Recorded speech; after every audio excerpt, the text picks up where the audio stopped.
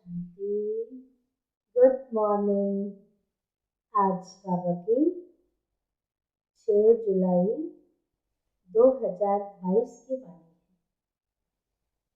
आज बाबा ने कहा कि त्याग से भाग्य बनता है,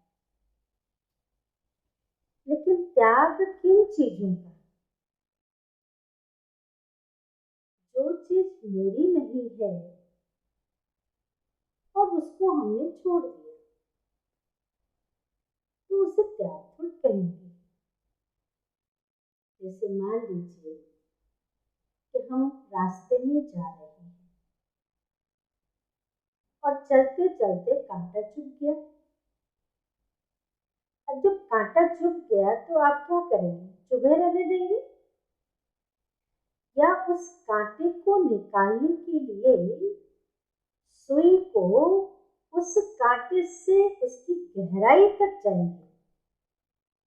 सुई को उसकी गहराई तक ले जाएंगे तो वो कांटा निकल जाएगा। और जब वो निकल गया तो आप ये थोड़ी कहेंगे कि हमने कांटे का त्याग किया। वो आपकी चीज नहीं थी, दुख दे रही थी, उसको आपने छोड़ दिया। ठीक उसी प्रकार से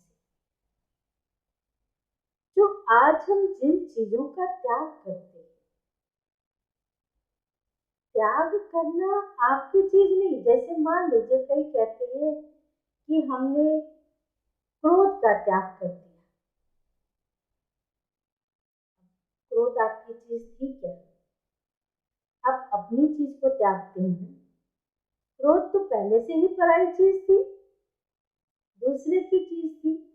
तभी तो कहते क्रोध आ गया, गुस्सा आ गया। आ गया माना कहीं और से आया। आंधी तूफान आ गया। आंधी तूफान आता है तो क्या करते हैं? सारे खिड़की दरवाजे बंद कर देते हैं। कहते हैं मौसम खराब हो रहा है, जल्दी बंद करो। यहाँ भी बाबा ने कहा कि अगर आंधी तूफान अर्थात विकारों का तूफान, संकल्पों का तूफान, व्यर्थ विकर्म विकल्पों का तूफान आ रहा है तो डबल लॉक लगा दो। वो डबल लॉक क्या है? बाबा की याद, बाबा की सेवा। अगर बाबा की याद में मस्त है तो लोग कहते हैं ना, मस्त राम मस्ती में आग लगे बस्ती में। अगर बाबा की याद में मस्त है, बाबा की सेवा में बिजी है, तो किसी की हिम्मत नहीं जो आपके घर में घुस जाए, आपके नजदीक भी पहुंचे तो कहेंगे इनके पास तो फुर्सत ही नहीं है, इनके पास जाने का कोई फायदा नहीं। तो बाबा ने कहा इस चीज का, जो बुराई है उसका त्याग करना, विकर्मों का त्याग करना, यही तो तपस्या है। दूसरी बात बाबा ने कहा कि बिगर कौड़ी खर्चा, किसी को राजा बनना हो, किसी को नेता बनना हो, किसी को कोई पोस्ट लेनी हो तो कितनी मेहनत करते हैं, कितना खर्चा करते हैं। और यहाँ बाबा ने कहा एक कौड़ी भी खर्चा नहीं होता है। बिना कौड़ी खर्चे तो मुक्ति, जीवन मुक्ति का अधिकार पा लेती हूँ, स्वर्ग का अधिकार पा लेती हूँ। सिर्फ एक निश्चय, एक निश्चय से बाप और वर्षे का हक ले लेती हूँ। इसलिए कौड़ी अर्थात बुराइयों का दान करो और साथ में सत्य का, राज्य भाग्य का अधिकार लो। सुनते हैं बाबा की वाणी। सार है मीठे बच्चे, बाप का बनने से तुम बिगर कौड़ी खर्चे, एक पैसा भी खर्चा नहीं करते, बिगर कौड़ी खर्चे सेकंड में जीवन मुक्ति का अधिकार पा लेते हो। निश्चय हुआ और वर्षा मिला, निश्चय हुआ और वर्षा मिला। प्रश्न है, श्रूड बुद्धि अर्थात समझदार बच्चों का कर्तव्य कौन सा है? उत्तर है, सच्ची यात्रा करना और कराना। यही श्रूड बुद्धि बच्चों का कर्तव्य है। सच्ची यात्रा है मन मना भव। इस यात्रा से और धक्कों से बच जाएंगे। अगर इस यात्रा में रहेंगे तो इस धक्कों से बच जाएंगे। जैसे बाप कल्याणकारी है, वैसे श्रूड बुद्धि बच्चे बाप समान कल्याणकारी होंगे। दूसरा प्रश्न है, बाप तुम बच्चों को कौन सी बात कहते हैं जो तुम सबके कान में सुनाते रहो? कौन सी गुप्त बात है, कौन सा मंत्र है जो सबके कान में सुनाते रहो? उत्तर है, बाबा कहे, बच्चे तुम मुझे याद करो, बच्चे तुम मुझे याद करो। किसी देहधारी को याद नहीं करना, किसी देहधारी को याद नहीं करना। देहधारी को याद करेंगे तो देह अभिमानी बन पड़ेंगे। इमेजिन किया बाबा ने शब्दों की, देहधारी को याद करेंगे तो देह अभिमानी बन जाएंगे। इसलिए सदैव समझो, देहधारी सब मरे पड़े। कृष्ण ने अर्जुन को 18वें अध्याय में यही सुनाया कि अर्जुन, नष्टो मोहा स्मृति लब्धावन। इस मोह को नष्ट कर। जो तू कह रहा है मेरे संबंधी है, ये सब मरे पड़े हैं। किससे मोह कर रहा है? आत्मा तो अजर अमर अविनाशी है ना। शरीर तो विकारी है, शरीर तो 5 तत्वों का बना है, मिट्टी का पुतला है, ये सब खत्म हो जाएगा। देहधारी सब मरे पड़े हैं। हमें बाप को याद करना है। यही बात सबके कान में सुनाते रहो। गीत है, तकदीर जगाकर आई हूँ, एक नई दुनिया बसा कर लाई हूँ।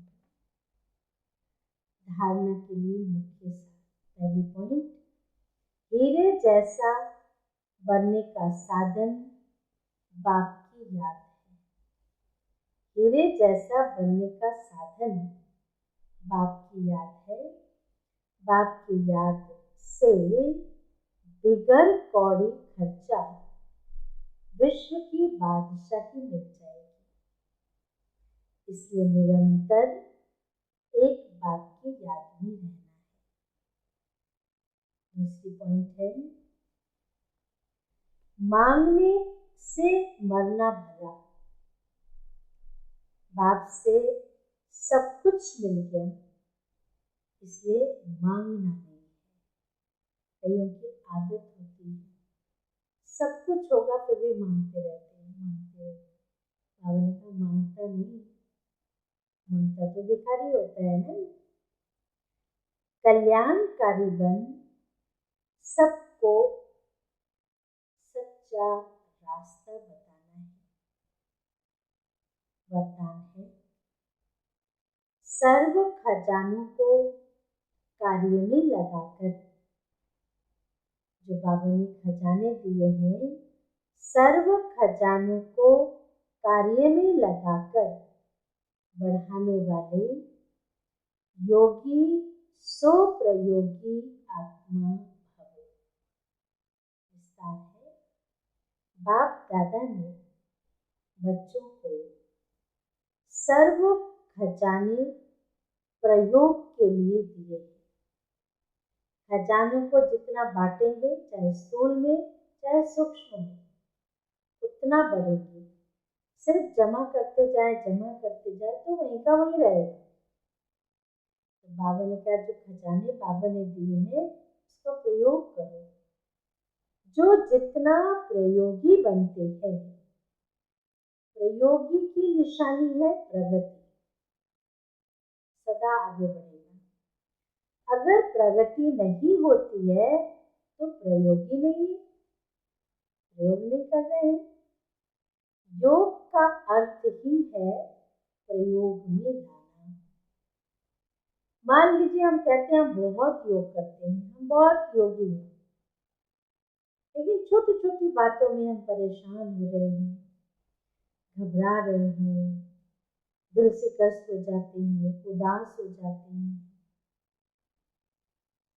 तो क्या उसे योग का प्रयोग कहेंगे? योग माना शीतलता, योग माना शांति, योग माना खुशी, योग माना धैर्यता, योग माना साहस। जब हमारे अंदर ये सारी चीजें हैं, तो अगर है तो आप परिस्थिति पे इस योग का प्रयोग करो, आप विजयी बन जाएंगे।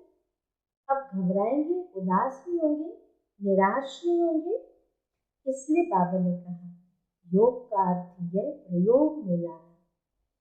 तो तन मन धन या वस्तु जो भी बाप द्वारा मिली हुई अमानत है, तन मन धन, ये किसने दी?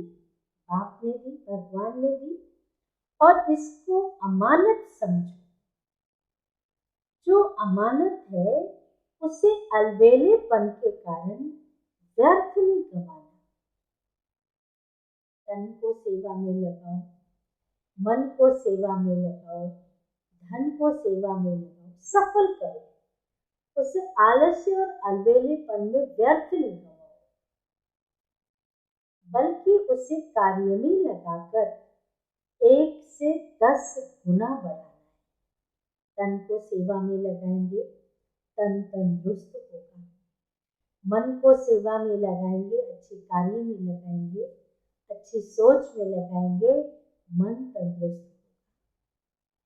और धन तो है ही, धन को ईश्वरीय सेवा में लगाएंगे, अच्छे कार्य में लगाएंगे तो धनवान बनेंगे। तो इसलिए कहा कि कार्य में लगाकर 1 से 10 गुना बढ़ाना, कम खर्च वाला नशीन बनना, यही योगी स्वप्रयोगी आत्मा की निशानी है। स्लोगन है विकर्मों और विकारों का त्याग करना ही, विकर्मों और विकारों का त्याग करना ही